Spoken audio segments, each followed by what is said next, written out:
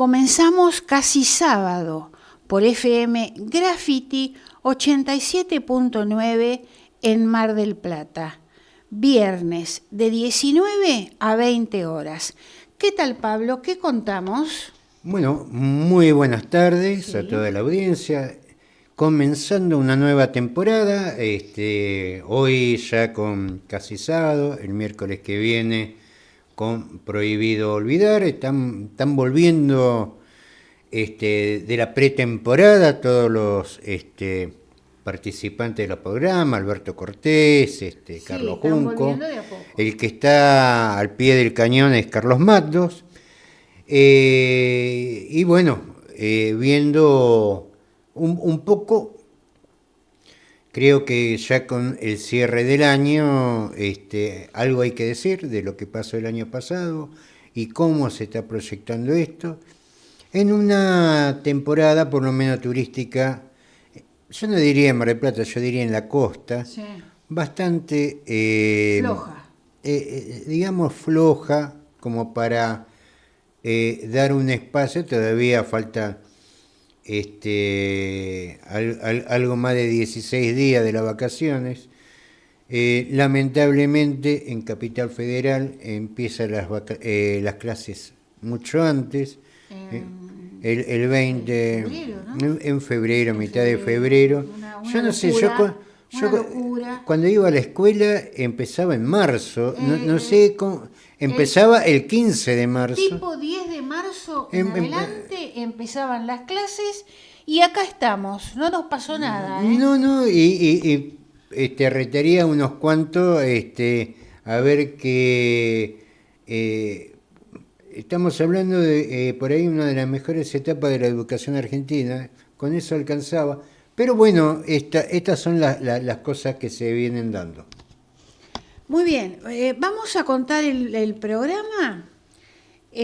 Ahora vamos a escuchar en un ratito la columna de Carlos Matos. Luego vamos a compartir una nota de Pablo Aceto en Cazador de Noticias.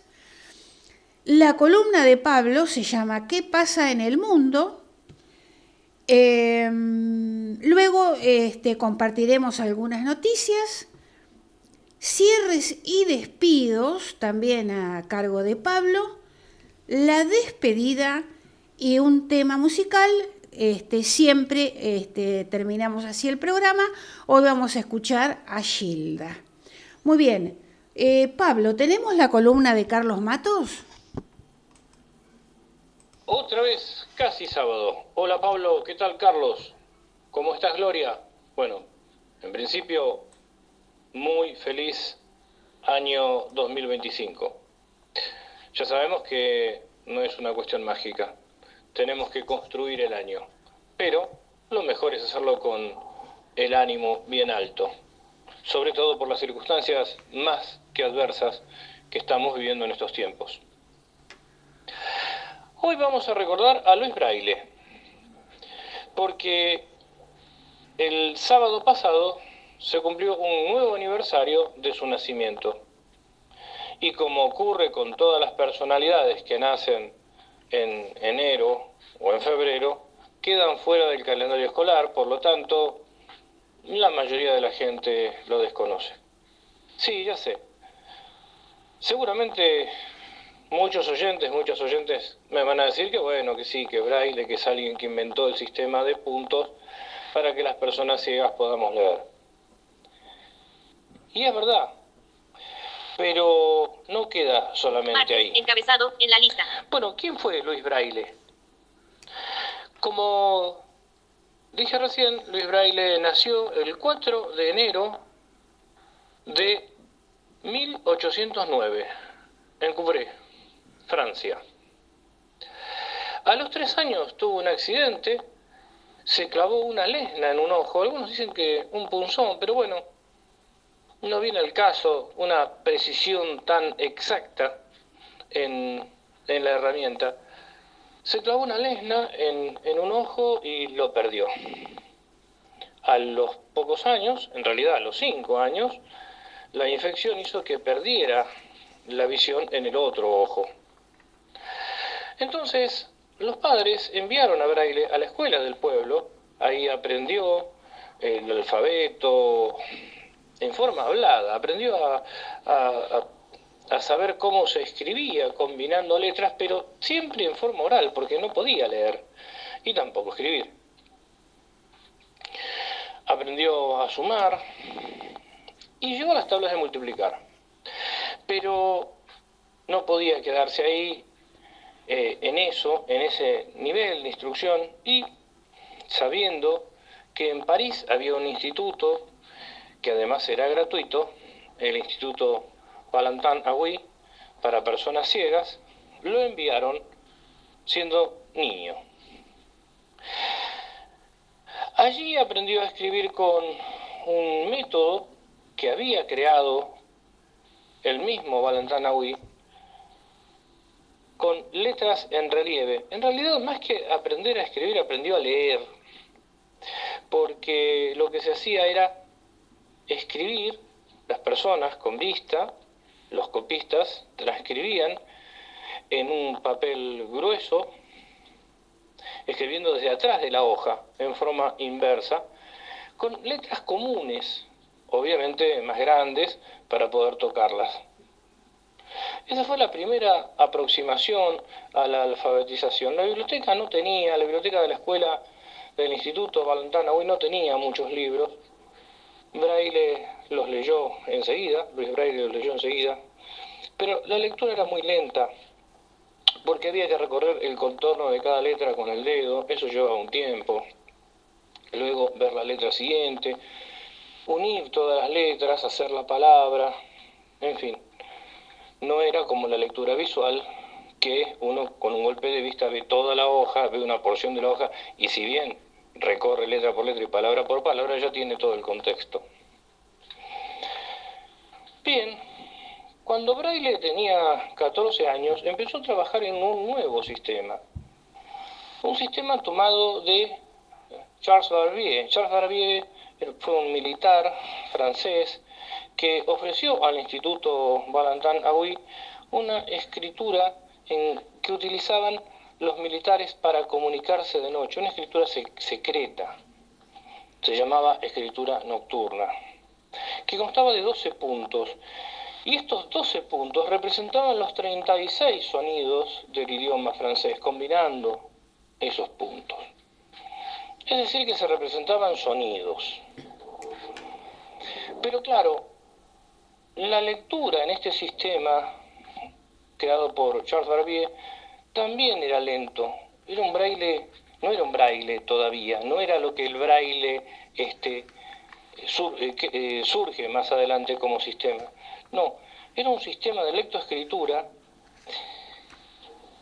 cuya totalidad de esos 12 puntos, que constaba de filas y columnas, es decir, cada columna tenía 6 puntos, era demasiado grande para que pudiera el dedo índice de cada mano acceder a la totalidad del signo. Entonces, a los 14 años, Braille empezó a trabajar en una escritura alfabética. Decíamos que la escritura que usaban los militares para la comunicación nocturna, la de Charles Barbier, no era, esta escritura secreta no era alfabética. Bien, lo primero que hace Louis Braille es reducir el signo que da origen a toda la combinación de puntos del sistema de Barbier, en lugar de 12 puntos, a 6. Ya con 6 puntos podía leerse la letra completa. A partir de descubrir que podía hacerse un signo con dos filas y 3 columnas, es decir, el llamado signo generador, imaginemos el número 6 en un dado, se empezó a producir la combinación de todos los puntos hasta lograr 64 signos distintos. A partir de ahí, después de 2 años, Braille presenta este sistema al director, el señor Piñé, el director del Instituto Balantanahui, quien lo avaló. Pero por supuesto Barbier se fue enojado, el creador del sistema anterior. El braille tenía varias ventajas sobre el sistema de Barbier. Primero, una lectura más rápida. Después, que era un sistema de lectoescritura alfabética. Pero Braille no solamente inventó el sistema de lectoescritura, sino que a su vez también, con su padre, crearon la tablilla llamada pizarra y el punzón para poder escribir en dicho sistema. A partir de ahí, las personas ciegas de todo el mundo accedimos a la educación en forma sistemática. Esto no fue mágico. Braille muere en 1852. Y recién en 1854 se reconoce el braille como un sistema, digamos, oficial. El 4 de enero, las personas ciegas y con baja visión celebramos el derecho a la cultura, a la educación, pero sobre todo a la igualdad.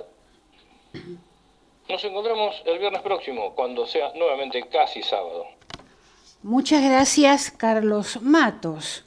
Vamos a compartir ahora una nota de Pablo Aceto en el portal Cazador de Noticias.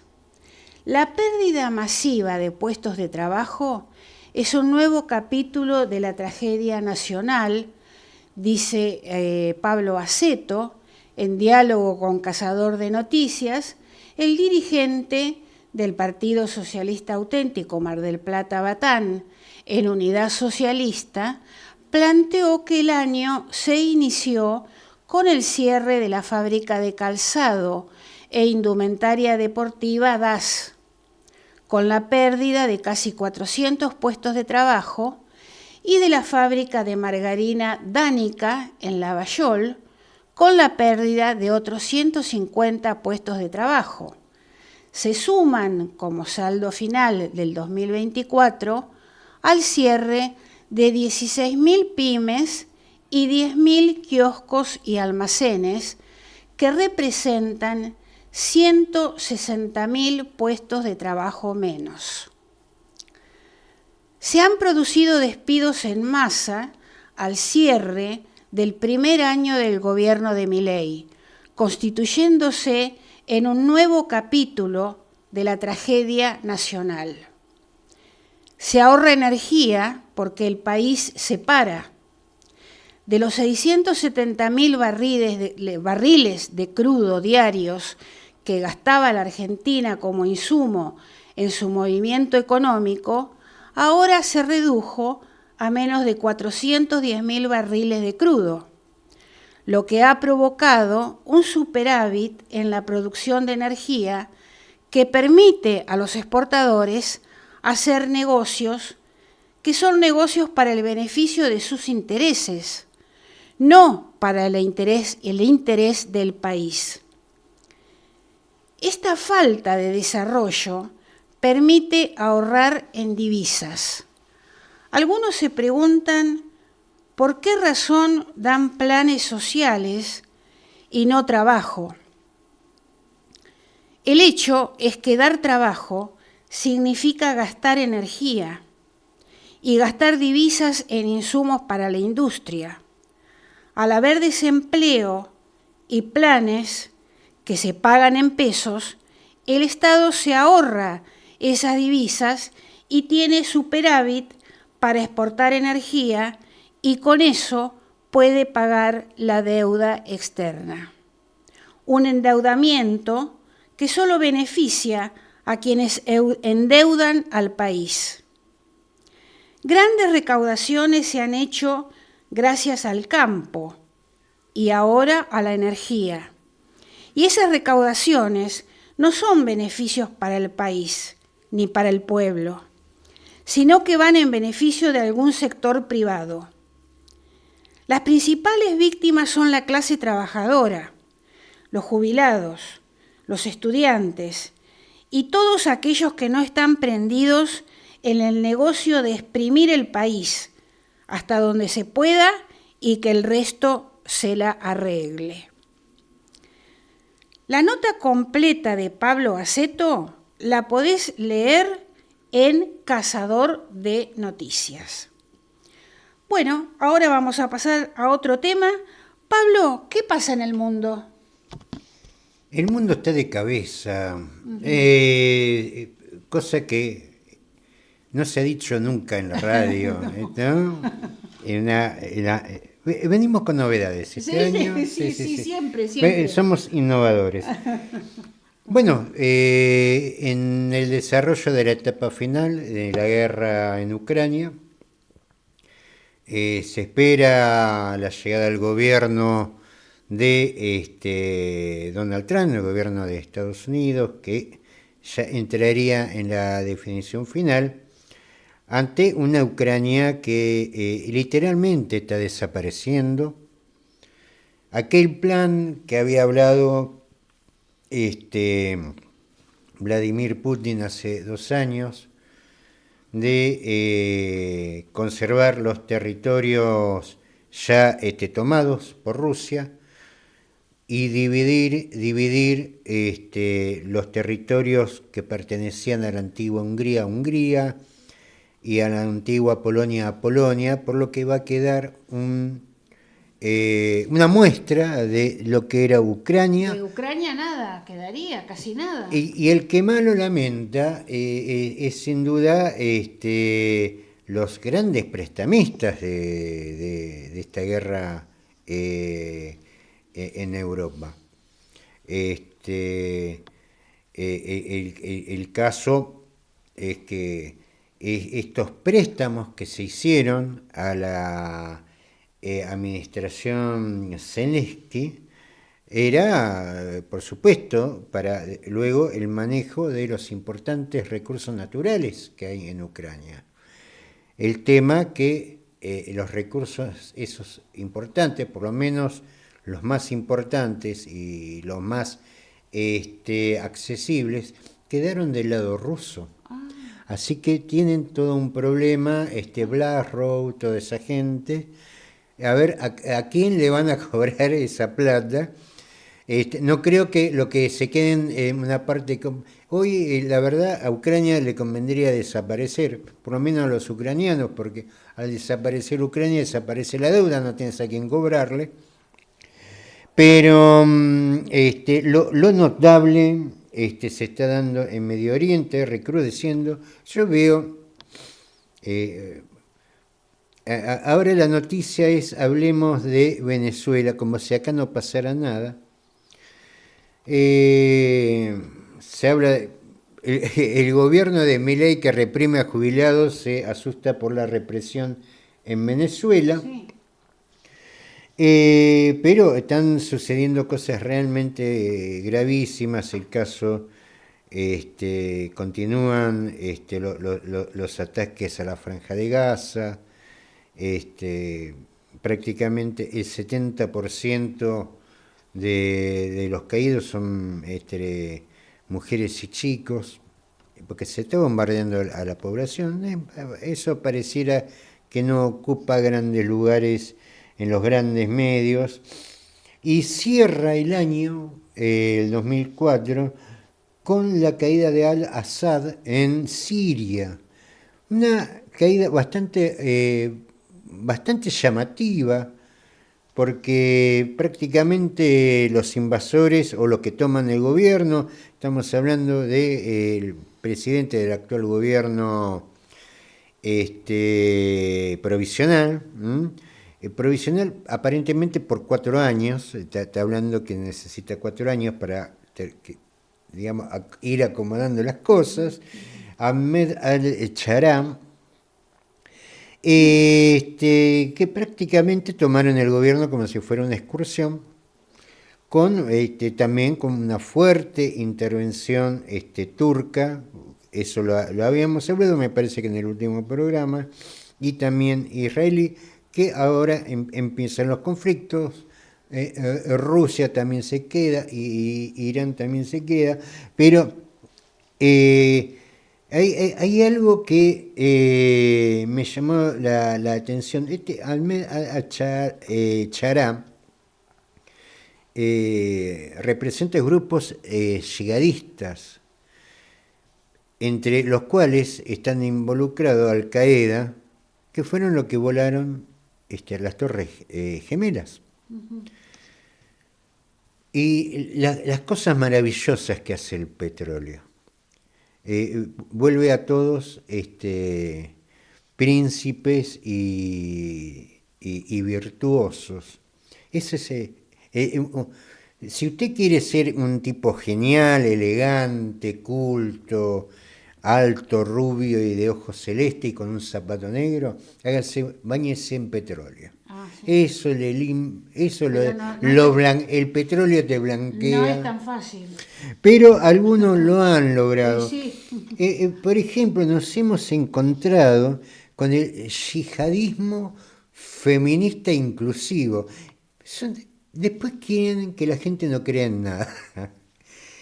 ¿De quién estoy hablando? De la ministra de Relaciones Exteriores de Alemania, Annela Baerbock, que una feminista de aquellas en Europa, que ha hablado en relación, ha ido a Siria con otros mandatarios, y a pesar que Ahmed al-Chará no la saludó porque es una mujer,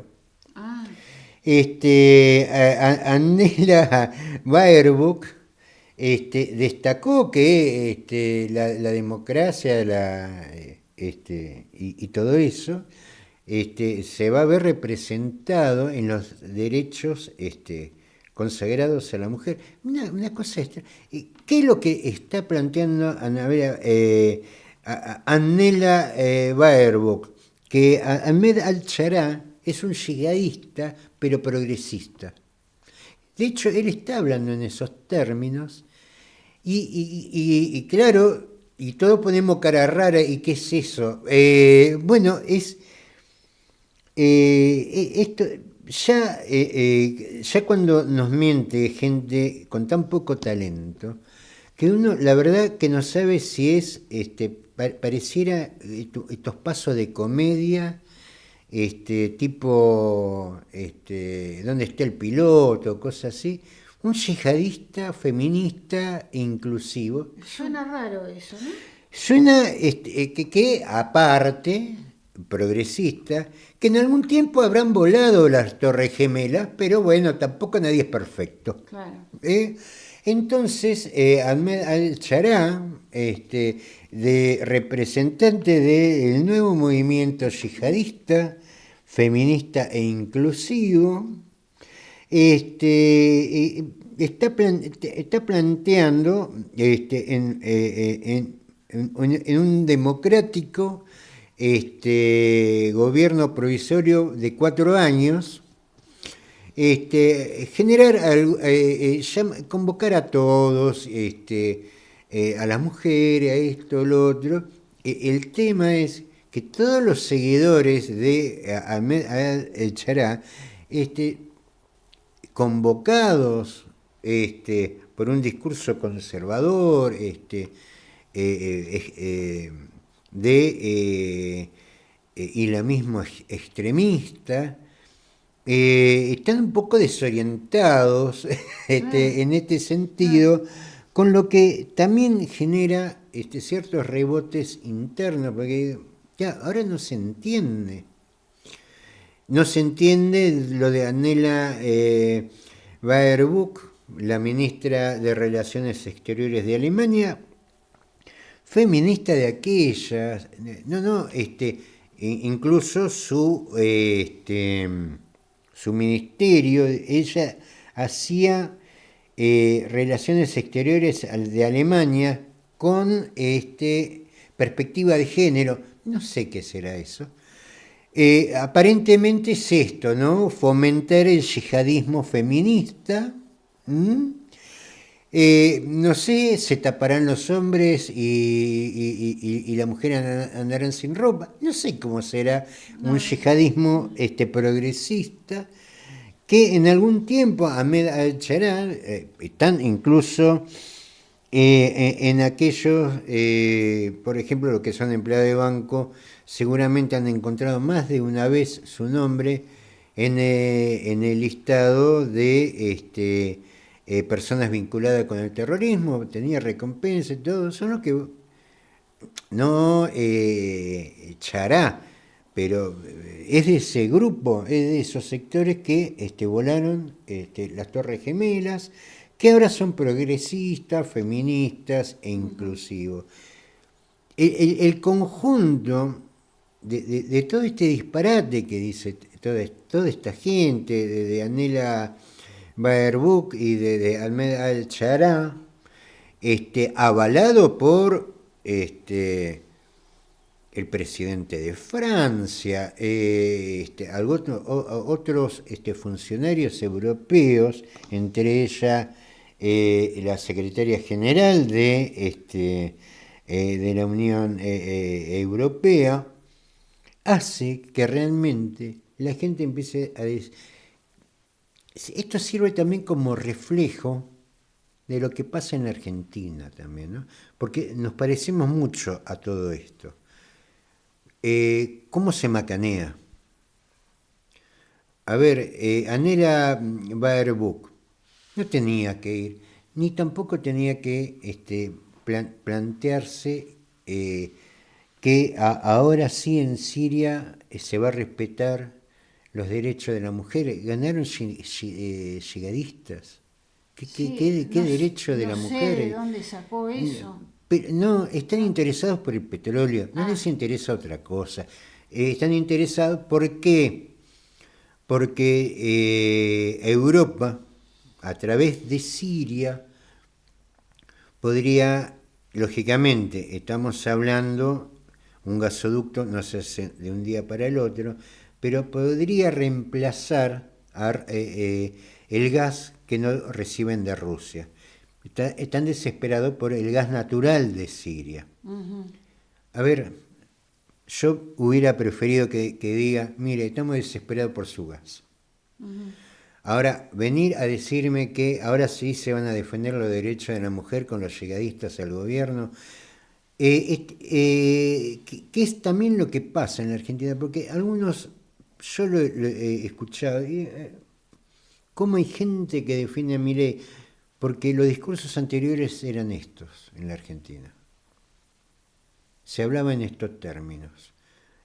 Y la gente se cansa que la macanee.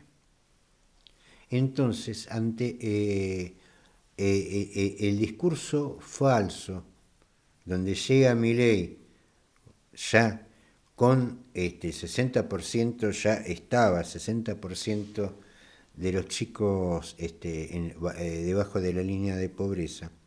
Después te aparecen los Milei del mundo, que es lo que está apareciendo también en Europa. En Europa también hay un fuerte avance de lo que conocemos como derechas, que está muy vinculado también con estos discursos. Vos estás sentado en la televisión, te aumentaron el gas porque porque empezaron a sancionar a Rusia, hay que poner plata para armas, te achicaron, te embromaron tu estilo de vida, lo que ganás es menos, y encima te aparece Anela Baerbock a decirte que hay un yihadismo feminista. Estas son las cosas que después terminan en la derecha. ¿Por qué? Porque toda esta generación de políticos, hablo de Anela, puedo hablar de otro montón, para que la gente vuelva a creer, toda esta generación ya tiene que desaparecer porque no son creíbles. ¿Cómo hay yihadismo feminista? O inclusivo, o progresista. ¿De dónde salió Anela Baerbock? Estas son las cuestiones que los sectores políticos van a tener que evaluar, a ver, che, dejemos de macanear a la gente, porque después salen las cosas como están saliendo. Señalan a Diego Santilli por tener 14 empresas en paraísos fiscales. Diego Santilli, quien recientemente ha sido noticia por sus declaraciones más cercanas a La Libertad Avanza que a su espacio original, Juntos por el Cambio, ahora enfrenta acusaciones de mantener al menos 14 sociedades en paraísos fiscales junto con su familia. El diputado nacional por la provincia de Buenos Aires y promotor de la ley de ficha limpia, figura como monotributista en los registros de la ex AFIP, ahora ARCA. Sin embargo, se supo que el grupo familiar Santilli Forchieri, por parte de la madre del legislador, estaría vinculada a 14 empresas locales y 2 offshore, datos que se propalaron como reguero de pólvora en redes sociales, así como también el rol de Darío César Santilli, hermano de Diego, quien aparece como CEO de Sud Touring LLC, que es una sociedad registrada en Florida, Estados Unidos, el 9 de diciembre de 2014. Este estado norteamericano es conocido por sus bajas exigencias tributarias. South Touring LLC, dedicada al alquiler de propiedades, comparte domicilio con otras empresas gestionadas por intermediarios especializados en la creación de entidades offshore. Según da cuenta el portal Diagonales, no es la primera vez que Santilli enfrenta cuestionamientos sobre su relación con sociedades de este tipo. Durante las elecciones legislativas del 2021, su nombre apareció en los Pandora Papers, una investigación del Consorcio Internacional de Periodistas de Investigación que expuso cómo personalidades influyentes, líderes políticos y jefes de Estado utilizan empresas fantasmas para ocultar fortunas o mover grandes sumas de dinero hacia jurisdicciones consideradas como paraísos fiscales. Estas nuevas revelaciones podrían generar tensiones en el escenario político, especialmente en un contexto donde se cuestiona la coherencia entre las acciones de los líderes y los valores que promueven. Diego Santilli es el promotor de la ley de ficha limpia. Un poco esto es lo que uno quiere reflejar, que por ahí como uno lo ve de otro país, pero es francamente un disparate. Esta gente plantea ficha limpia. Ficha limpia plantea. Y ¿Sí? tienen negocios offshore. Fortunas que no le cierran hilo blanco.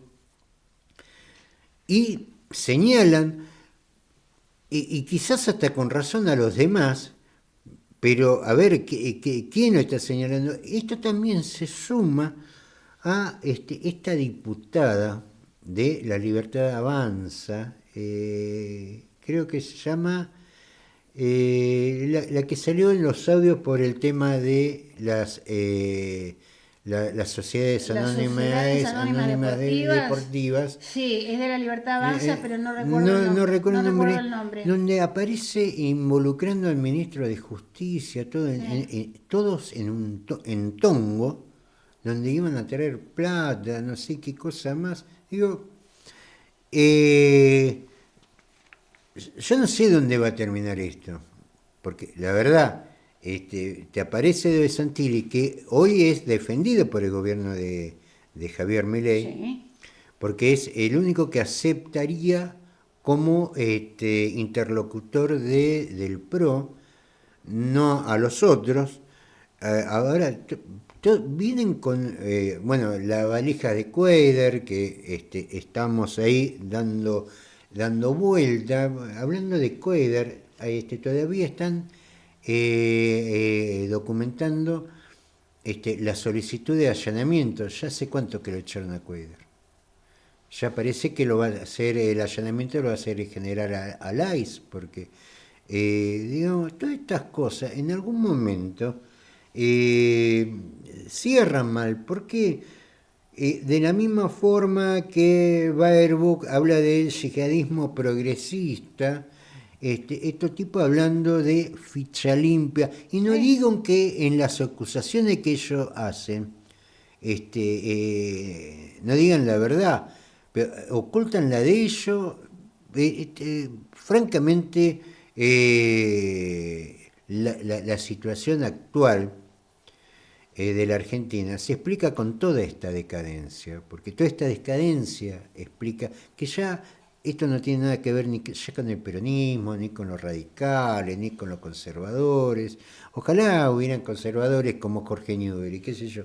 Pero esto es la decadencia, donde Milei es un elemento más de lo que venimos viendo, donde también la gente avala, porque todos se dan cuenta que toda esta gente miente, Sí. pero les gusta mirar para otro lado, hasta que la cosa revienta. ¿Y cómo no va a reventar con todo esto? Muy bien, Pablo. Cierres y despidos. Es un poco continuando con lo que fue la columna en Cazador. Dicho sea de paso, ya vamos por el año 14 de la columna de Cazador de Noticias, que antes lo hacíamos en la otra radio, bueno, y lo hemos ido hasta el punto de también meterlo en la red con los videos. Ustedes ya saben, hagan clic en el canal Prohibido Olvidar, van a tener todos los programas que estamos pasando por Graffiti, tanto de Casi Sábado como de Prohibido Olvidar, y distintas cosas que vamos a ir agregando. No espere videos llamativos, de gatitos, de cosas así. Son cosas para los que nos gusta por lo menos dejar algunas cositas en claras. Entre las cosas que hay que dejar en claro, que en lo que ha sido este año y este comienzo de año, donde aparece la motosierra cortando curro, y lo que ha cortado es jubilaciones, ha cortado medicamentos para los jubilados, le ha sacado la comida a los comedores, como si eso fuera un problema presupuestario. Hablando de presupuesto, el gobierno está sin presupuesto por segundo año consecutivo. Esto ya no es república. Esto ya no es república. Lo digo para los que eran los defensores de la república y hoy están con el gobierno. Miren, ya va por segundo mandato y lo hace desprofeso, porque de hecho han planteado la cuestión de una manera en que el presupuesto no salga, para seguir prorrogando presupuestos anteriores y manejar discrecionalmente el dinero. Esto no es república. Sí, pregunto yo, el Congreso, ahí en este caso que vos estás diciendo, Pablo, ¿no debería intervenir? Debería, pero no lo hace. ¿Por qué? Porque cuando votamos en la boleta sábana, la verdad que metemos cualquier cosa.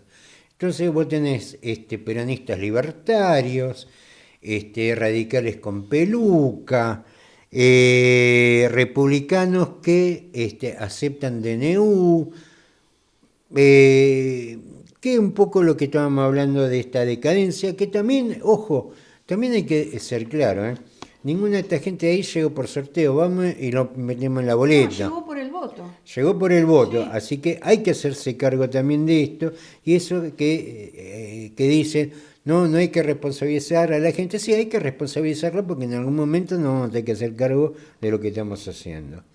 En definitiva, esta motosierra, que fue contra los jubilados, contra los empleados públicos, porque los científicos de CONICET, que eran ñoquis para muchos de Para los Milei son para Milei y para muchos de los que andan por la calle, que saben de ciencia, como yo, de capar monos con una goma, que dijeron que vayan al sector privado. Sí, se fueron al sector privado y al extranjero. Y se fueron del Y todo no van también. ya volvieron una vez, no creo que vuelvan a regresar.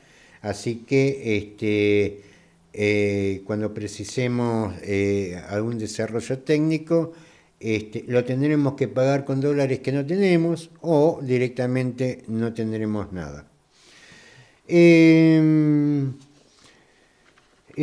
Porque también esta decadencia es parte de una sociedad embrutecida que veía, claro, no se explica lo que es el conocimiento de base y todo ese tipo de cosas. Bueno, no sabe, preguntarle, no decir, son vagos, si no sabe ni de lo que se trata. Una sociedad, Pablo, un minuto, que yo la veo muy poco interesada realmente en los temas importantes para el país, lamentablemente. No es nuevo, ¿eh? Durante el proceso militar fue igual. Vamos a decir las cosas como son. Algo habrán hecho. Claro. Y el país se endeudaba, Claro. y de golpe todos tenían dólares para ir a Europa, dame dos, y nadie se preguntaba en dónde estaba la industria que sostenía ese estilo de vida. Les parecía lógico todo. Pero bueno, aparte de todas estas cuestiones, una gran víctima, y entre ellos Mar del Plata, porque Mar del Plata depende mucho de la actividad privada. Un informe del Frente Productivo Nacional habla de 16.000, por supuesto en números redondos, 16.000 pymes que ya cerraron. Parte del informe decía que, por ejemplo, en cosas sencillas, como kioscos y almacenes, ese rubro de kioscos y almacenes, que sería venta de productos al menudeo, cerraron 10.000, de las cuales nada más que en esas 10.000 trabajaban, había 160.000 empleos. Y el año empieza con un subsidio al turismo.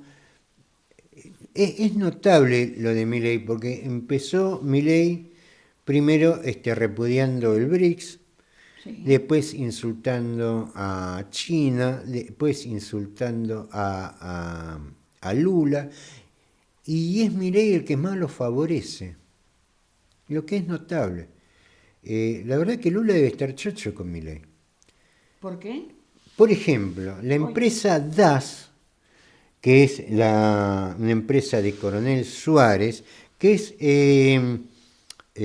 un poco hablábamos eso en la nota anterior, que perteneció a la vieja empresa Gatic. Por ejemplo, son concesionarios, tienen, si usted va a los comercios a comprar zapatillas, calzado deportivo, como le dicen ahora, por ejemplo, Adidas, Nike, Umbro, Fila. Bueno, lo hacía esta fábrica que tenía la licencia. Estamos hablando de DAS en Coronel Suárez, que ha cerrado, enviando 360 telegramas de despido, ya con cierre definitivo, donde van a concentrar sus operaciones en Brasil. Esto no es nuevo de Das, ya había pasado, tenía tres plantas en Las Flores, Chivilcoy y Paquetá. Esto fue entre el 2018 y 2019 con el gobierno de Macri. Claro, claro. Ya habían cerrado esas plantas, trasladando las operaciones a Brasil. La única que quedaba era la de Coronel Suárez, que es la que se cerró ahora. En total, en ese momento habían quedado 600 personas en la calle, a la que hay que sumar estas 360 nuevas, pero ya con hay una nota donde habla el secretario general del sindicato de la industria del calzado, Agustín Amicone, que habla sobre este tema de los telegramas, que incluso mucha gente estaba con vacaciones anticipadas, algunos ni siquiera estaban en Coronel Suárez. Cuando lleguen se van a encontrar, claro, con el telegrama. Cuando, qué sé yo, lo que somos grandes, nos acordamos de... Y ahora podemos decir el nombre, porque la marca ya no existe más, de aquella propaganda de la nena que iba saltando al almacén gritando, cantando Danica Dorada, Danica Dorada. Ujú. Danica Dorada no está más. Cierra la planta de Lavallol con 150 telegramas de despido. Esto sumado a el caso de Das y Danica, estamos hablando ya 2025.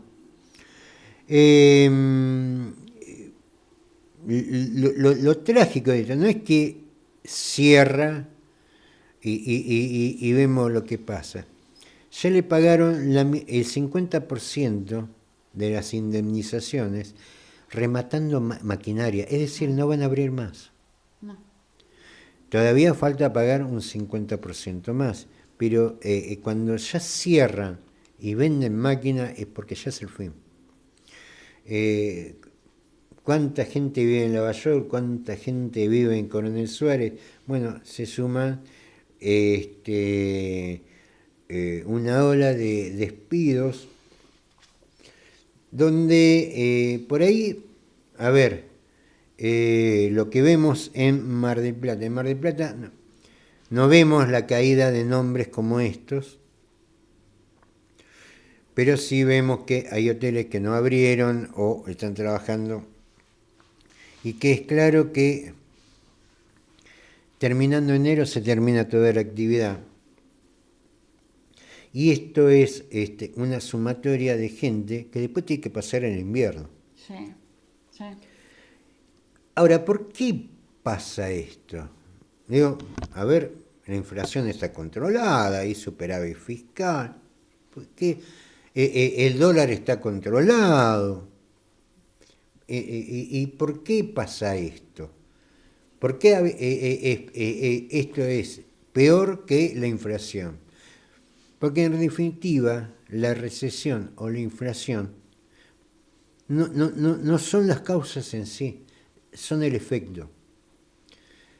A ver, vos podés elegir camino 1, camino 2. El problema es que tenés que seguir el camino. No podés elegir un tercer camino. Y acá el tema que estamos eligiendo entre recesión o inflación, que en la verdad son efectos del mismo problema que es el empobrecimiento del país. De esto lo venimos hablando hace años. El país se empobrece constantemente. Entonces, vos tenías, por ejemplo, una fábrica de autos, el caso del Ambassador, de la vieja Ica, donde el 95% del auto se hacía en la Argentina, desde la chapa en frío, el moldeado en frío, el bloque del motor, los repuestos de los frenos. Ahora, para hacer un auto argentino, el 80% de los componentes son de afuera. Y cuando son de afuera, precisas dólares. Claro. Toda esa cadena de valor, toda esa cadena productiva, se ha ido destruyendo desde el 76 hasta ahora. Entonces, cada vez, para tener una industria, cada vez precisas más cosas de afuera para armarlo acá adentro. Ya prácticamente acá es poco lo que se produce. Digo, pregunto, ¿dónde están los matriceros? No hay nadie. Por ejemplo, había mucho en Mar del Plata. Entonces, vos para tener una fábrica abierta, la mayoría de los insumos vienen de afuera. Y para traerlo de afuera, precisas dólares. Cosas absurdas. A ver, si habláramos de una comida tradicional de la Argentina, por ejemplo, que serían el hot dog o la hamburguesa en Norteamérica. ¿En la Argentina qué es? El choripán. La tripa del choripán la traemos de Ucrania. Y de lo que quede de Ucrania, no sé qué. Ojalá los rusos no corten la producción de tripas, si no comemos chorizo. ¿Hay algo tan ridículo como comprar para el chorizo la tripa en Ucrania? Sí, lo que te digo que me da mucha desconfianza. A ver, pero si vos me decís, mirá, no podemos producir semiconductores de 4 nanómetros como lo hacen los chinos. Bueno, yo te entiendo. O los celulares, esto, lo otro. Dicho sea de paso, México ya lanzó su primer microprocesador de origen mexicano. Mirá lo atrasado que venimos. Hay algo tan ridículo como que el choripán, la tripa del chorizo, venga de Ucrania. ¿Cuál es el problema que tenemos para producir tripa de chorizo? Francamente no se entiende. Ni hablar de cosas de mediana complejidad. A ver, tripa para chorizo no hace falta hacer, no hace falta dividir el átomo. Ahora, esto es lo que hace que pare el país. Porque vos precisás un gran flujo de dólares. ¿Y nosotros de dónde recibimos los dólares? De vender poroto de soja a granel, mientras el otro consiguen dólares, como por ejemplo Brasil, ahora va a conseguir dólares vendiendo las zapatillas que antes fabricábamos acá. Ese es el problema de fondo. ¿Por qué algunos se preguntan por qué en vez de dar planes no dan empleo? ¿Por qué? Porque para el empleo hay que poner a funcionar una industria. Y para la industria, para traer, por ejemplo, si va a fabricar chorizo, para traer la tripa de Ucrania, hay que poner dólares. Claro. Y los dólares lo utilizan, los necesitan para pagar la deuda externa, aquella que nunca se supo para qué se pidió y en dónde está y a quién lo debemos. Y a dónde fuimos, lo que sabemos es que la estamos debiendo. Esta es un poco la lógica que tendríamos que empezar a interpretar más allá de los discursos estúpidos que vamos a acabar con el kirchnerismo, o que vamos a acabar con o que vamos a acabar con el otro. Lo que hay que acabar es con estupidez. Nos vamos. Recordamos que los miércoles estamos con Prohibido Olvidar de 9 a 10 horas y los viernes con Casi Sábado de 19 a 20 horas por FM Graffiti 87.9. Nos despedimos con un tema musical. Vamos a escuchar a Gilda, Corazón Herido. Saludos para todos.